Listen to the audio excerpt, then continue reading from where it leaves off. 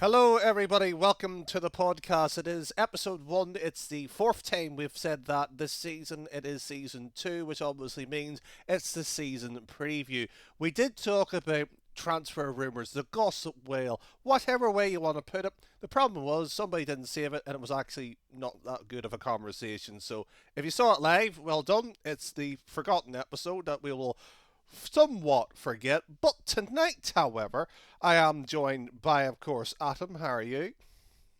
I'm good, and I don't have a clue who you're speaking about in that opening there. No idea. Couldn't possibly be a Scotsman. Couldn't possibly be. It must be the Irish one, surely. Surely the Irish one who is not on this one as well too, and I unlike the first attempt as well, I suppose we can somewhat announce as well properly that Sam has been picked up as a team coach now. Nearly made the RLCS mate event as well. We're so proud of him. But moving on, anyways, to of course our major thing. It is the top 16, and well, basically the entirety of the format. We might as well look more specifically towards the tweet, which is it's Europe's turn apparently. Well, nice to know. Had to be at some point, as the top 16 has been announced based on the open format. That we might as well look at it. The scene is there. The tweet is there on the main Twitter. Go feel free to look at it. We're just looking at the more superior website, which is Liquipedia. Yeah, I mean, I could get into massive rants over the fact that Wikipedia has still got a vastly superior website to anything that the RLCS has managed to do, and there was certain promises made about a new website coming, and that's clearly not happened. So, Yes, yeah, Wikipedia is golden. if I remember the quote, I think it was meant to be better than Liquipedia. Well, Yeah, they said it would be better, and right now Liquipedia is the only one with a functioning website, and Liquipedia does a bit more than just function. So right. So with the other than the self burn of psionics on that one, hopefully the esports team will get the website up. But we will trust effectively Lucas and his team over at Liquipedia. And if anybody's wondering why I say it's his team, because he was my former boss, and I have more respect for him than most people in the scene. Uh, we may as well now move towards the team, and obviously BDS with Monkey Moon, Extra Seiko, and well, their coach that everybody seems to be talking about recently. I don't think there's really much to say on this lineup here. world champions, best team in the world. Moving on. Moist Esports with Joy O'Rise, Noah as the coach, but they have got a new third, Astral. Again, I would say a bit of a surprise picking up Astral in that lineup there. I think, in all honesty, they didn't have much hope of replacing somebody of Vatira's caliber. I mean, so yeah, I think Astral was as good as Moise was going to get, especially considering some of the rumors that came out about maybe not taking scrims as seriously, not taking practice as seriously. So yeah, I think Moise have landed as well as they could, but I think they're undoubtedly weakened this season. Certainly agree. And moving towards that particular player, Vatira has been signed by K Corp, that is Itachi, Econ, or Exotic, my apologies, and Eversex as the coach.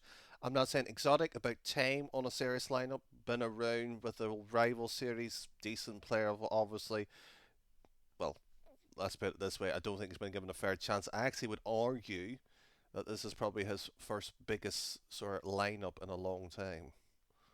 Yeah, I would agree with that. I mean, he got his chance on Semper, who sure they were at Worlds, but that was because they did all the hard work early in the season before Exotic got there. But it'll be interesting to see him on a top team. I mean, Itachi and Vatira, I think, are going to be well should be good enough teammates at Exotic. As long as Exotic steps up, Carmine Corp will be very good this season, no doubt. Swiftly now over to Team Liquid, which is, of course, a chronic Oski, Attel, and Xperia as the coach. And I've got nothing to add on this lineup. I don't see the hype on this one personally. No, I mean they showed promise as the season went on, and the spring split they did well, and in the major they did pretty well as well. So I mean, we'll just see if they can keep that up. Really, They had no been the main pressure worry in for spring. them. That's true. There was no pressure on them. There's going to be a bit more pressure on them now, especially considering that they've not made any changes. A lot of rosters have made some huge changes. So it's all going to depend on what happens to that pecking order. What of these new teams are actually going to be, right up there? Because Liquid might have something to worry about if some new like super teams have actually managed to come out of the ashes that was the mess of EU during this off season. Well, from the pillaging of the village, we might as well speak about either ashes or maybe new statues, as Atom has talked about certain lineups forming. Maybe a super team doesn't fall under this definition. We will find Adam's thought just shortly. Auction Esports has returned to the European scene itself with the lineup as you can see it on your screens, or if you're just listening, we hope you are enjoying so far. That will be Archie, Ole, Joris, and Billy as the coach. I'm not saying, but I'm surprised with this lineup to say the least. Yeah, I mean, whenever it came out that Archie and Joris were going to be teaming, I was like, okay, on paper, this is going to be an exceptional team. However, Joris has only been an exceptional player on paper now for about two splits. So it's been a while since he's really shown any form of being amongst the best in the world. And Archie didn't have the best of times an endpoint in that last on that last split as well. So going to be interesting if they can bounce back, make it click. There's no doubt the potential there, but I just think that they might be a case of not living up to the potential. I hope I'm wrong because it'll be entertaining if it works, but I don't know if they will live up to it. I don't know how to bounce really from that because I'm not saying in terms of entertainment, all right. Um, their introduction video, I must say, was somewhat surprisingly well put together. So, That's true. I did enjoy that. And I've got to say, the caliber of announcement videos this season has been so much higher than previous seasons. uh, But we'll speak more about that because there's a couple that I absolutely adore that are further down the list. yes, I think I know which one in particular. But yes, we'll touch on to that most certainly. What we will look, however, towards something a little, I suppose, by definition, a regional based team, and I'm only saying that because if you watch the likes of Nitro League, the primary, the German roster, the teams from that particular area of Europe, this has been a staple from some time, but now finally in the RLCS talks, Ivan and Catalysm of Verge, mind you, probably being the biggest surprise there. Not with Violent Panda, I think, for the first time in a very long time. Yeah, it seemed to come out of the blue, Verge going to coach them. I mean, it'd been a while since I'd heard of like Verge coaching anybody other than Violent Panda. I know he's worked with other players than that before, but yeah, it'll be interesting to see the effect he has on Evil Geniuses as a roster last season. They just seem to play. I know it's almost a bit stereotypical, but much in the way that the German national football team plays, where there's just it's just very efficient. Not really too much glamour to it, but it's efficient. It gets pretty good results. So we'll see if that continues. But I'm hoping to see a little bit more of flair out of this team going forward. I hope so too. I do have, if you want to put it as well, somewhat of a soft spot for Tox. As a player, he is quite good, and I'm not saying arguably as from season X he has been somewhat missed in the European centre stage, which is a shame because you thought at some stage that more top level teams would maybe had a shout with him at some point. Yeah, he's like you say, season X. He really just was a standout player. I mean, as much as his roster wasn't, winning events, he was a standout player on the rosters that he has been on. But for whatever reason, none of the top teams have ever looked at him and thought, okay, we'll have him. So maybe this will be his chance to just be that key player. Maybe he can be the one that helps Evil Geniuses just take that step up to go from being a team that'll consistently be around that sixth spot between 6 and 8 and going like, okay, actually, maybe we can, try and sneak into some semis, maybe even make a grand final. But aye, it's going to be Europe's such a absolute mess. It's going to be hard to make those predictions. And if any of your favorite content creators come out and say that they're 100% set on any of their their predictions for Europe, they are wrong.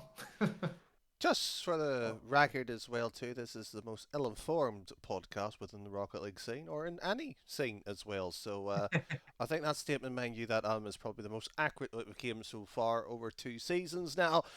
But speaking about multiple seasons on this lineup, I have mixed feelings on this one. It's now the new acquired Sonics roster, another one moving from NA to Europe.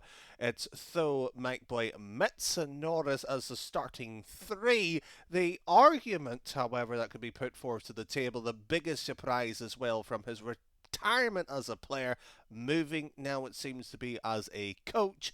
It's Fowler Fruity, the former Team Liquid player, now seeming to be taking up a new role.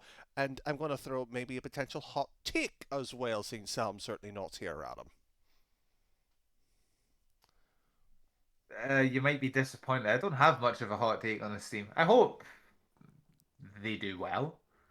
I I don't really have much to say on this team other than that I absolutely love Metsonaris, so I really hope this team does do well. But I mean, it was not Fo and Mike Boy that were teamed with Violent Panda at the start of last season, if I There, remember there, there correctly. And was that particular lineup. There was also Violent Panda and Ollie was also rumored at 1.2, which was, yeah, uh, let's just say the Dutch was going through a wee carousel of who they wanted to end up with. yeah, Uh, I'm hoping it works out well for Metza, but yeah, I'm hoping I don't know.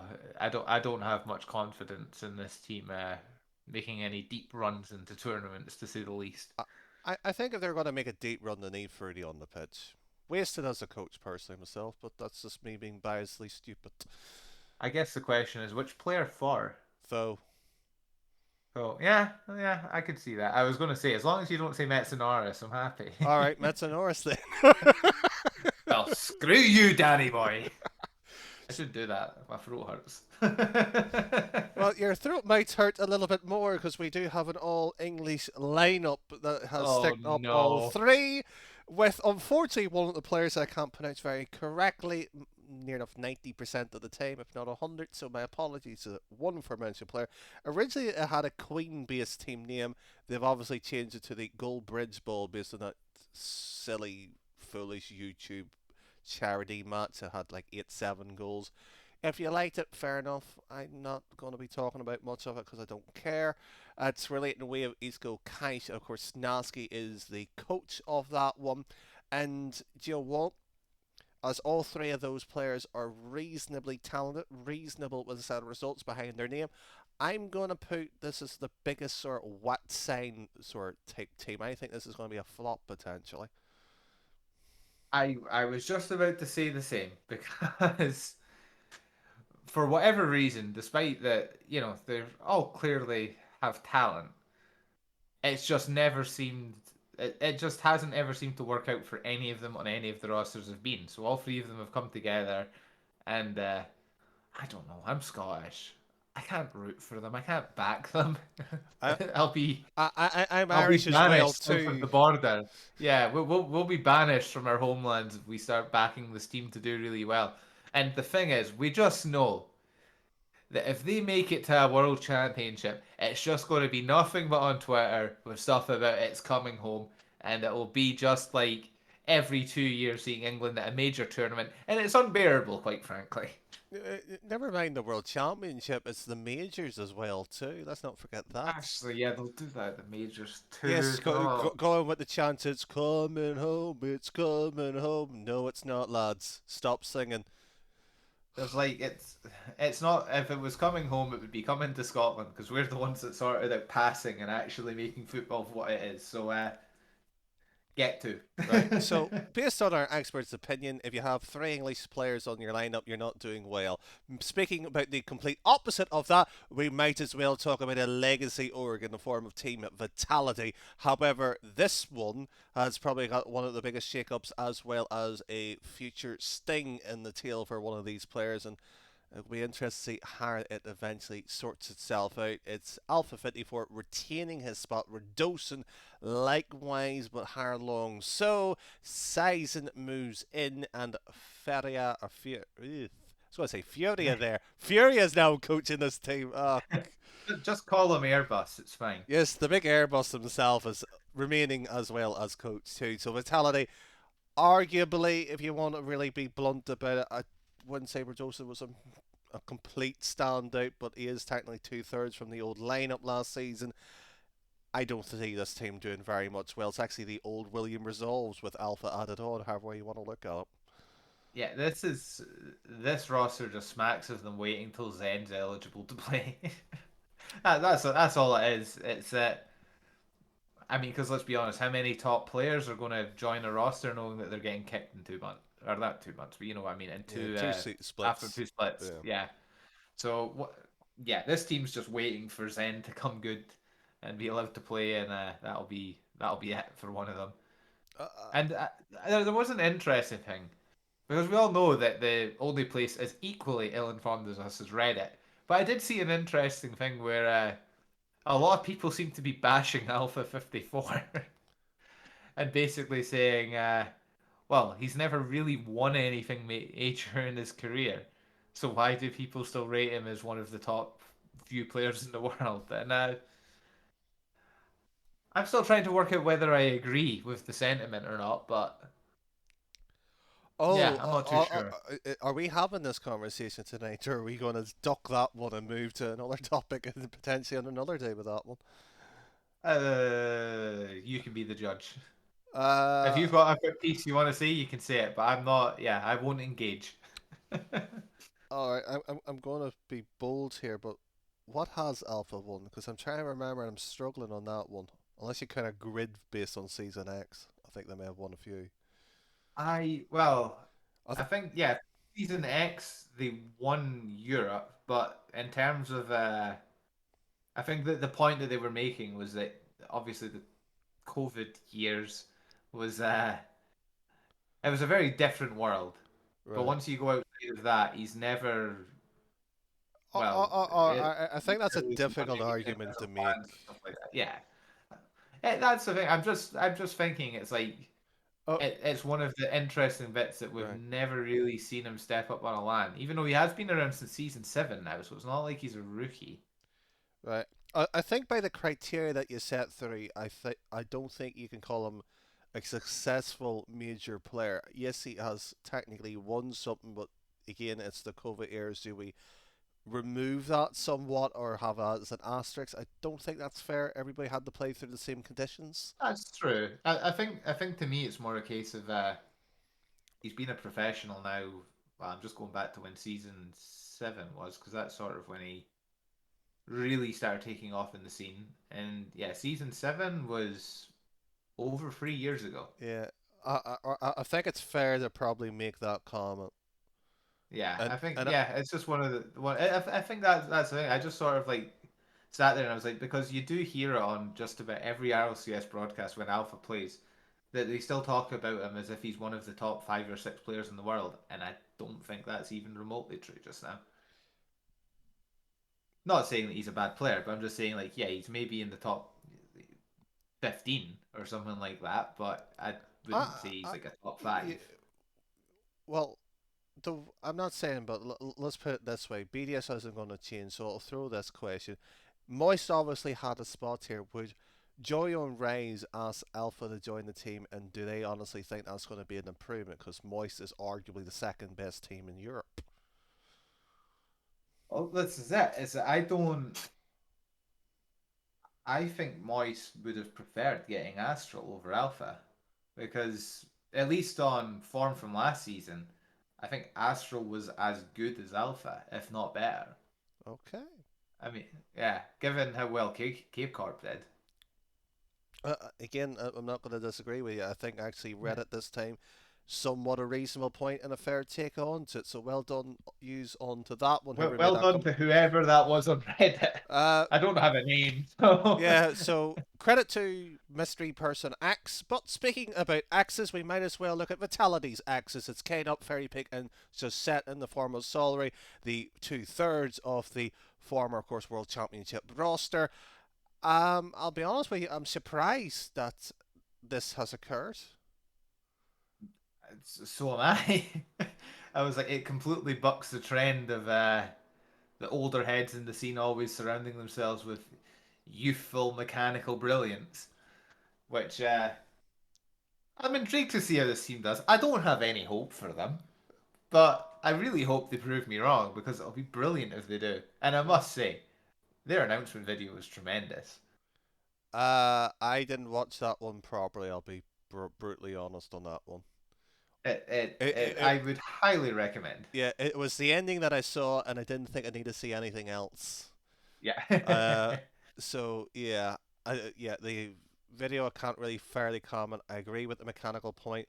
What I do find strange is one element of this, and Mhm. if we talked about this on what should have been episode one. It's maybe clear here that Vitality has went to Alpha and said, right, make your lineup that what you want here. So obviously the pressure's now on his shoulders here. Does that relieve K-Dot potentially in somewhat they don't have the same um presence, or well, I'll actually ask this in two questions. Is the pressure off K-Dot and Fairy Peak now because they don't have the Vitality badge to play under? I think so. I think the pressure's completely off on them because they Solar Ray is a smaller org, and I think a lot of people out there probably think right, K-Dop and Fairy Peak are beginning to go over the hill. So I don't think people are going to expect much of them, which I think will really suit them Okay.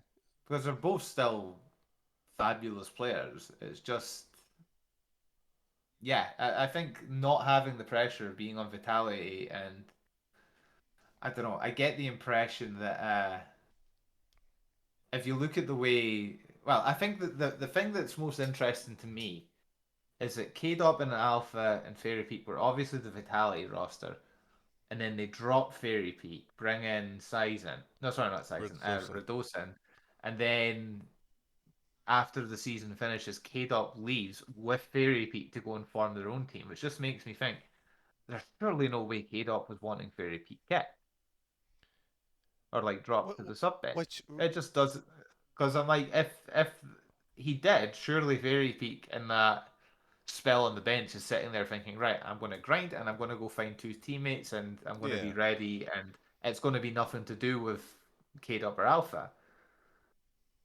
So I don't know. I just get the impression that like K-Dop and Fairy K-Dop must have wanted to do team Fairy Peak, which makes me think, well, Or that would have undoubtedly led to some degree of tensions on that Vitality roster. So no, it'll be yeah, I don't know. or maybe the opinion changed halfway through. Even that, maybe K-Dot was told he was going to get kicked as well too. And Yeah, so it could be that as well. we don't know. We're speculating, and if anybody's saying, "How dare we say these things?" Hold on, we're surmising. Speaking about Yes, surmising as well too, Adam. yeah, it's pure speculation, but yeah, I think Solary don't have any pressure on them. I think if they end up managing to get themselves some consistent top eights, they'll be relatively happy with it. But Right. I'll, I don't know, I'm hoping they'll surprise us. right. Yeah, answer my second question was, is the fear gone? You basically did that. And you were going to answer my other question is, do they get into top eight? Yes, I'll go one further. Last question on this. Do they make at least a semi-finals appearance or better in the two of those regionals? Uh, No. no. Okay. As much as I want, as much as my heart was screaming yes there, my head is going, no. Uh, from potentially struggling semi-finalists, in my bluntness, I think this might be struggling to make the top eight.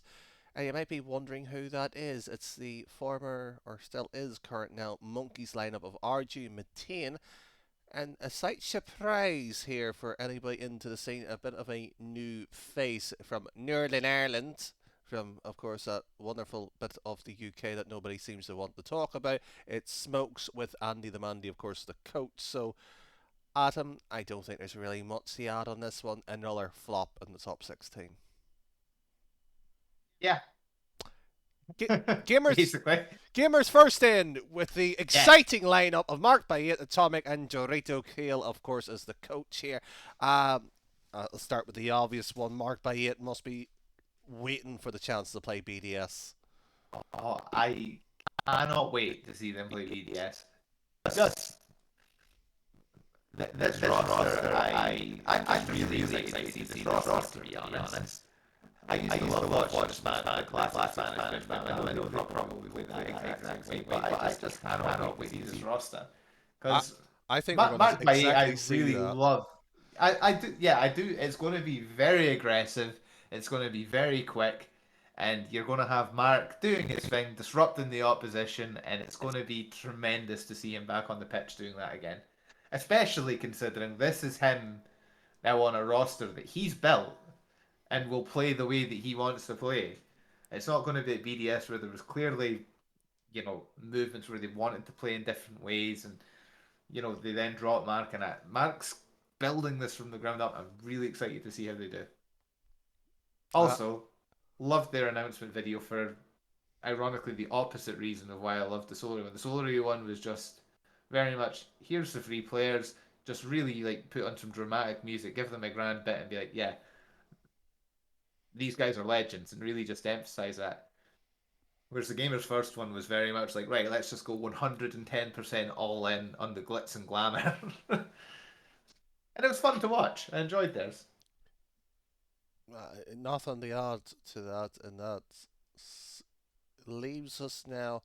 What I would argue, probably the best, or maybe worst, depending on how you like to see it, the William Resolve introduction video that had a, how can we say it, a very British based theme. There was I think, a phrase slogan used, but we'll leave that one out because I don't feel that way inclined to agree with such a term. But yeah, their video was cheesy to say the least. Yeah, basically. I didn't particularly enjoy it, but I'm not allowed to talk politics from my job, Uh, so uh, no, yeah, I'm not going to discuss. well, my job doesn't have that problem onto it, and well, if you want my political opinion, bugger off and get your own. There you go.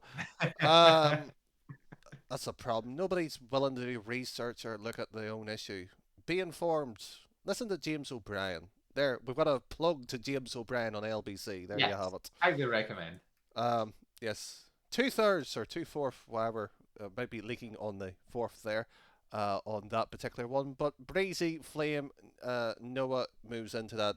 Ethan, of course, is the coach. This, I'm not saying the only, and this might be cruel on one player, but there's only one really established, how can I put it, say top four player on this, or from a past team on this lineup. Yeah, breezy was that, but I'm just joking.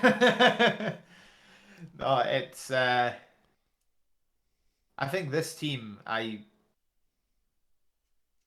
I'm trying to figure out how to describe my words for this. Describe my words? Describe my thoughts on this. I Yes, think this team is the one team out of all of these 16 teams that I have absolutely no opinion on or feelings about, right. which is really bad So, whenever I think so, about it. so what we're describing, William Resolve, is the beige in the color world, Yes. effectively, of this top 16 lineup. Yep. They are the beige. They are the paint color that you see in your granny's house in the hall. I don't see anything interesting happening for this team other than that they'll float about in that. Yeah, they'll stay top 16, and that's about as good as they're going to get. I hate to disinform you, but my grandmother's paint is much more interesting. Speaking of about least interesting as well, Guild Esports has decided to drop their British outlook on most things. There is no longer a Devo, but Harbert we line up across as the other English Lewis P and Steak. Following this lineup, of course, Orobi is the coach of it. Guild, I would say, is probably, if not from one of the old lineups, probably the most improved, if we want to give that as a slight slogan. Yeah, I would say that. Guilds, on paper, this roster should be better than their previous ones. So yeah, it'll be interesting to see. I'm intrigued to see how Stake will do. Well done.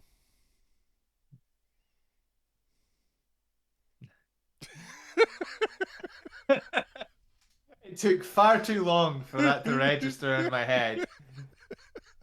And also, if you're cooking your steak well done, you are wrong. There might be a disagreement on it. There might be a bit of heat into this as well. Parker Forza and Juicy Gill too is the coach on the 15th team, and we may have been having a bit of fun at William Versolve, somewhat off the page, and I'm going to probably have maybe one of my two hot takes on this one.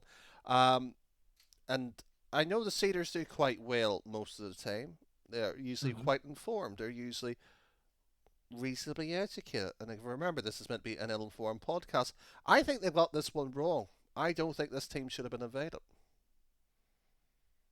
I guess the question is then, what team do you think should have been invited? Well, that would require me to look at the other teams, which I haven't properly done yet. So I'm only going to guess that this team got invited based on their former RLCS points. And if that is the reason, they are lucky because the other teams have only just been formed.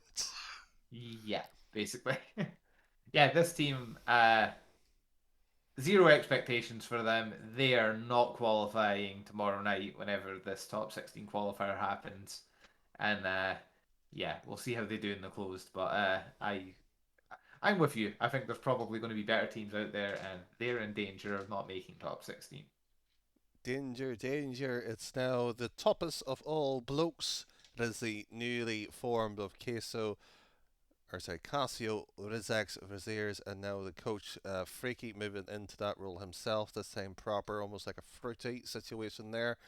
Um, in theory, decent lineup. It's almost like BS Plus competition's former team. It should do well, should qualify into the top eight. There should be really no issues here. Yeah, they should be a top eight side. You know, Casio, Rizex, Raziers. That that sounds like a good team, and they're a team that are, I think, will be fairly flexible. It's not like they're going to. I think yeah they should be able to adapt to most teams that they play. I mean they're not going to beat your BDSs of the world and your teams that are probably going to be challenging for events, but they're a team that yeah should be in the top eight. Fully agree with that, and of course I would. It's my own opinion, most of that. That is your top 16 teams for the first European event. The qualifiers is happening on Friday, day one, day two, and there's day three, which is the close invite. So the eight weakest teams, based on, of course, the Swiss format, will be then rejoining the eight qualifier teams. We will have something special on the PTP stream. We won't say what it is. Some of us have been working hard on it. Hopefully, that you will enjoy it. Other than that, Adam, is there any really final thoughts here? No, other than that if you are somebody that decides to subject themselves to the torment of North American Rocket League, Vamos Furia! Uh, And if you vote and if you root for anybody else, you're wrong. what about if it's complexity? Okay, actually, yeah, Fury and Complexity. That's it. If you and Dark Zero, those are the three teams that you're allowed to root for. Before we send off on this one, Fury done quite well, respectively, on their first NA. Ah, yeah, they did. Uh, Considering they only moved a few days before the qualifiers, I think, yeah, they've made it. That's the important bit. You'll have everybody listening to the podcast more of our thoughts of other regions as well as teams, but will be primarily European. We will update you at some point. But that is the top 16. It's a very short, brief one. We hope you've enjoyed our thoughts. We will have plenty more to say as the season gets underway. But from Atom and I, it's a strong good night.